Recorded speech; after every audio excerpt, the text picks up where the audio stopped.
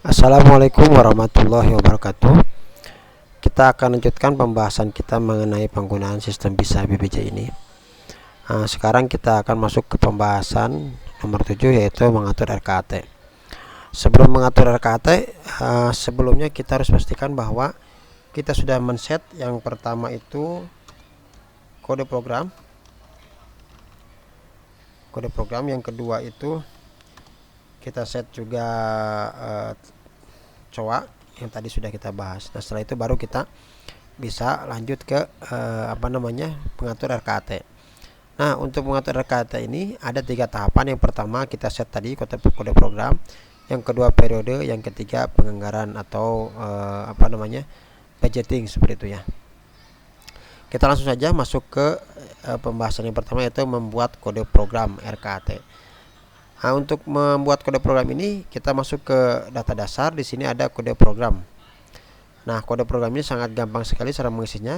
Klik tombol plus ini, kemudian kita pilih kelompok kode programnya. Ini berdasarkan program utama dari Basnas Kabupaten Sukabumi. Misalkan kita pilih di sini adalah Sukabumi Sehat.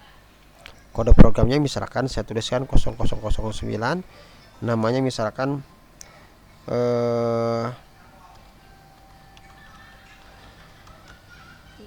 kesehatan gratis.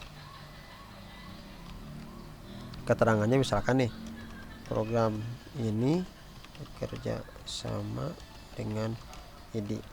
Jadi keterangan ini bebas ya, jika tidak ada bisa ditulis strip saja. Kemudian kita klik simpan. Setelah itu sudah tersimpan seperti ini dan datanya sudah masuk ke tabel kode program seperti di bawah ini tabel kode programnya. Nah, seperti biasa, jika suatu program sudah tidak aktif lagi, kita bisa centang tombol ini. Dengan di unchecklist berarti program tersebut sudah tidak berjalan, dan nanti tentunya ketika dicari di kolom pencarian untuk penyaluran tidak akan ketemu. Jika ada yang salah, kita bisa klik edit di sini dan otomatis kolom isian akan terbuka lagi seperti tadi. Dan jika misalkan ada yang salah, kita tinggal klik hapus. Baik, untuk yang pertama membuat kode program kita sudah selesai. Kemudian dilanjutkan dengan penentuan periode RKAT. Nah, kita klik saja di bagian pengaturan di RKAT dan ada periode. Nah, harus jadi perhatian Bapak Ibu sekalian, periode ini digunakan oleh kita semua untuk mengatur rentan waktu penganggaran. Jadi, periode digunakan untuk mengatur rentan penganggaran. Contoh RKAT tahun 2026 misalkan ya, berlaku dari 01/01/2026 sampai misalkan ya 31/12/2026. Nah, maka ini disebut dengan periode.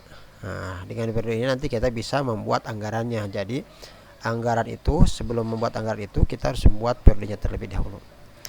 Nah, di sini sudah dicontohkan bahwa periode dibuat adalah periode dengan nama 2025-2026 dengan masa periode dari tanggal 14 November sampai 14 November juga tahun 2026, dan keterangan seperti ini.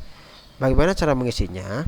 Ini tinggal klik saja tombol plus ini, kemudian diisi kode periodenya. Nah, sebagai informasi bahwa periode ini dia tidak akan bisa beririsan tanggalnya dengan periode yang lain. Artinya dalam satu waktu tertentu yaitu hanya berjalan satu periode saja. Contoh dalam ini, info periode sebelumnya yaitu periode 2005-2006 itu berakhir pada 14 November 2026.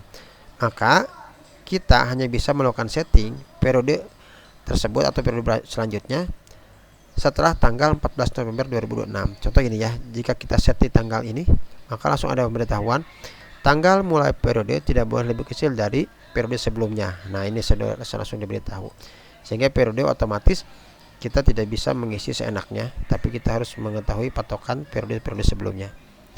Kita tinggal isikan kode periodenya seperti apa.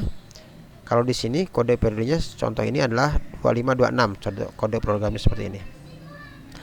Kemudian nama periodenya, ini nama periodenya. sudah diisikan periodenya seperti ini. Kemudian tanggal mulanya kapan, tanggal selesainya kapan, dan ini tulis keterangan. Nah, setelah ini disimpan, nanti akan ada di sini. Seperti biasa, jika salah bisa diedit, jika ingin dihapus silahkan dihapus. Oke, kemudian setelah kita tadi masuk ke periode, nah sekarang baru ke penganggaran RKAT. Nah, bagaimana cara mengakses menunya? Yang pertama, kita masuk ke pengaturan RKAT. Nah, jika tadi ada periode, maka selanjutnya adalah di penganggaran. Nah, di penganggaran ini Bapak Ibu sekalian tinggal klik saja periodenya, maka akan muncul program-program yang aktif. Nah, ini ada program-programnya. Cara mengisinya sangat gampang sekali Bapak Ibu sekalian. Pertama, tentukan dulu target penghimpunannya. Yang kedua, kita tentukan juga target pendistribusiannya. Ini hanya target, artinya RKAT di bawah sini bisa jadi berbeda dengan target ini. Misalkan target pendistribusiannya 100 juta, tapi kita di sini mendistribusikan baru terisi 50 juta, tidak apa-apa. Hanya ini sebagai informasi saja target ini. Bagaimana cara mengisinya? Cara mengisinya sangat gampang sekali Bapak Ibu sekalian. Pertama, kita pilih dulu kode programnya. Misalkan ini saya ingin mengisi program ini. Tentukan dulu unitnya. Misalkan kita yang mau tolong tuh orang. Orangnya satuannya ORG. Nah, satuannya bebas ya Bapak Ibu sekalian. Yang penting bisa dimengerti oleh kita semua.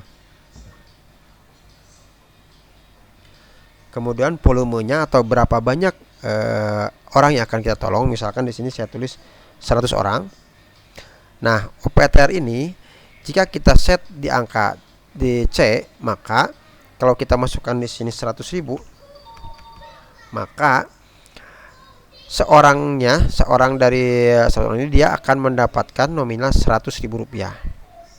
Tapi jika kita ganti ininya persen dan kita di sini tulis dengan tulisan 5 enter, maka seorangnya